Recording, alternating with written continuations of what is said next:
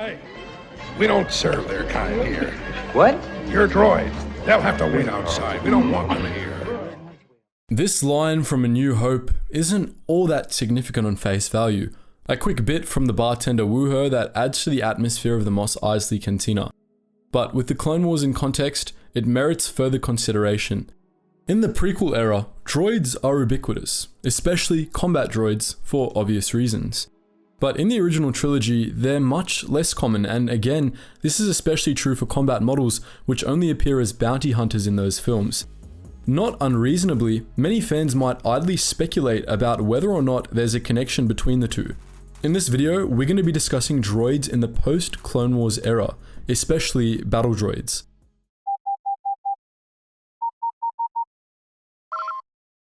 Attention, Sergeant on deck! First, let's cut to the chase. Yes, the Clone Wars had a serious impact on droid use across the galaxy. The Confederacy of Independent Systems made extensive use of battle droids to the point where the Republic ended up pulling all of its battle droids from active duty at the start of the conflict. Droids in general came to be associated with separatism and vice versa, leading many loyalists to develop a distrust of droids even before the rise of the Empire. The Confederacy's frequent use of reprogrammed spy droids like R3-S6 certainly didn't help matters either. Following the end of the Clone Wars, the fledgling Galactic Empire incited anti-droid sentiments even further, largely for political reasons. The Empire inspired nationalism among former loyalists by playing on memories of the Clone Wars, and this always involved comparing enemies of the Empire to separatists, even after the Empire's enemies became rebel groups instead of separatist holdouts. This, in turn, usually involved plastering the Imperial holovision, billboards, and the very streets with propaganda posters featuring one of two things: the death mask of General Grievous or the faceplate of a B-1 battle droid. In the day-to-day, the Empire stripped droids of certain rights they had gained under the Republic and encouraged anti-droid movements. This was largely to give the many poor and dispossessed Imperial citizens a target they could direct their anger at other than the government. State-sponsored anti-alien discrimination was part of a similar program. Problems that many beings would rightly blame the Empire for, including but not limited to poverty, failure to rebuild from the Clone Wars, and disappearing jobs, were instead blamed on droids. As many disgruntled beings reasoned, droids had destroyed their homes during the Clone Wars and took their jobs. Thus, droids received much of the blame for some of the Empire's many failings. This wasn't the first time in history that something like this had happened, mind you. Over the course of Republic history, droid rebellions had always led to periods of similar backlash, and in the last decades of the Republic, there were active anti-droid groups even before the CIS droid army came into being. In the lead up to the Clone Wars, there were several clashes between droid rights groups, like the Coalition of Automaton Rights Activists and the Mechanical Liberation Front, and anti-droid groups, like the Organization for Organic Purity. The debate between the two sides got louder as battle droids became more common in the last years of the Republic, but after the Empire's victory, it was largely the anti-droid groups that Palpatine continued to platform. By the time of the Galactic Civil War, droids were shunned in many parts of the galaxy, especially poor human-dominated Outer Rim worlds. Establishments like Shalman's Spaceport Cantina on Mos Eisley, which forbade droids from even entering the building, were pretty commonplace. Indeed, there were many planets, like Bakura, where droids were either banned or legally required to wear restraining bolts and follow some rather harsh laws. Anti-droid sentiments were a lot less extreme in the core worlds due to how ingrained worker droids had become in many core societies, but they were still present. As you might expect, combat droids in particular were absolutely detested after the end of the Clone Wars. Trillions of people all over the galaxy had bad memories of the Separatists' battle droids, and any droid that as much as carried a blaster was viewed with suspicion, if not open loathing, on your average Imperial planet. The Republic had laws regulating private use and ownership of non-military 4th degree droids, but the Imperials dramatically ramped up these regulations, all but banning combat droids altogether. Only two kinds of combat droid were still relatively commonplace by the time of the Galactic Civil War: assassin droids like IG-88 and non-combat models that had gone rogue like 4-LOM. Battle droids all but disappeared, at least from the civilian galaxy. Of course, the Empire being the Empire, it continued to use combat droids itself, albeit not as extensively as the Republic had. Many Imperial officers genuinely shared the anti-droid sentiments that Imperial propagandists were propagating, and they often went out of their way to minimize droid use in their commands. Military higher-ups largely tolerated assassin droids as a matter of necessity, but battle droids were still met with resentment even at the highest levels of command. The Empire did attempt to make its own battle droids, but these projects always faced an uphill battle within the bureaucracy. While droid makers like the Taggy Company were eager to start churning out Imperial battle droids, the chilly attitude toward battle droids in the Imperial military made sure that dozens of Imperial battle droid projects never saw the light of day. One of the first of these canned projects, the Taggy Co. ZX-3 droid trooper, surpassed the Imperial military combat standards for stormtrooper recruits, only for the droids to be rejected anyway due to prejudices within the bureaucracy.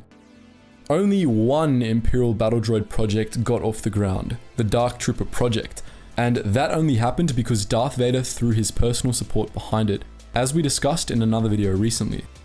However, the Imperial military didn't have nearly as much of a problem with repossessing existing battle droids.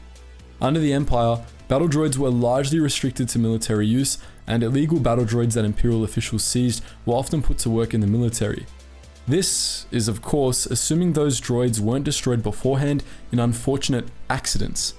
In general, accidents were a common fate for droids in the Imperial military.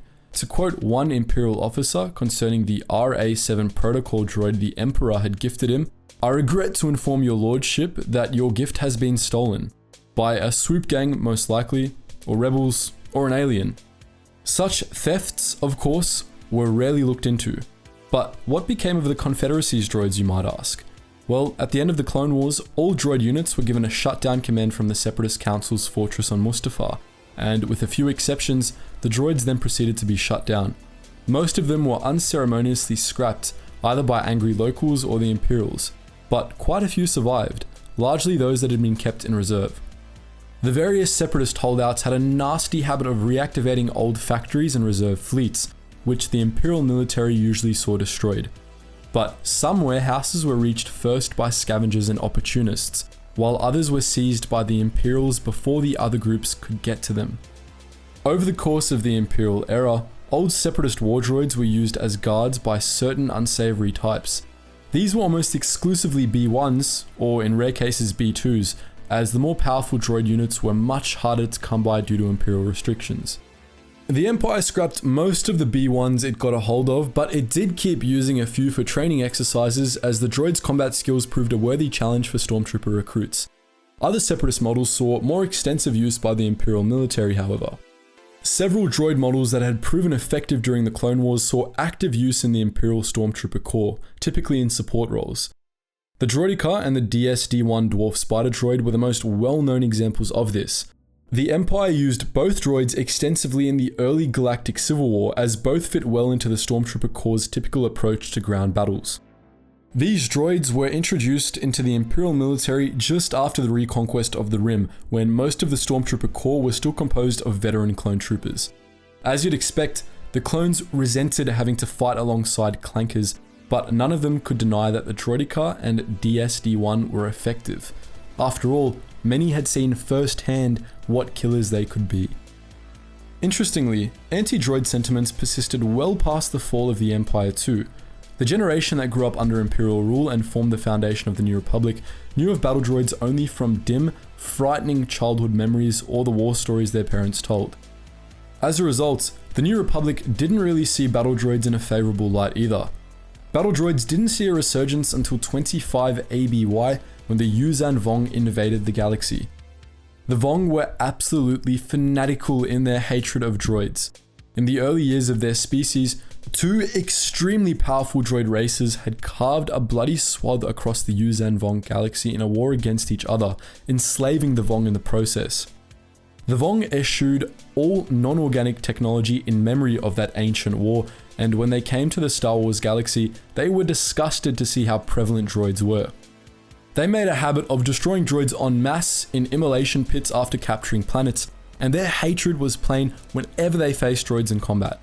In response to this and a manpower shortage, the New Republic brought battle droids back into fashion, deploying both new and old models in a bid to slow down the Vong. Among these droids were the Orange Panthax, a platoon of old B2 super battle droids.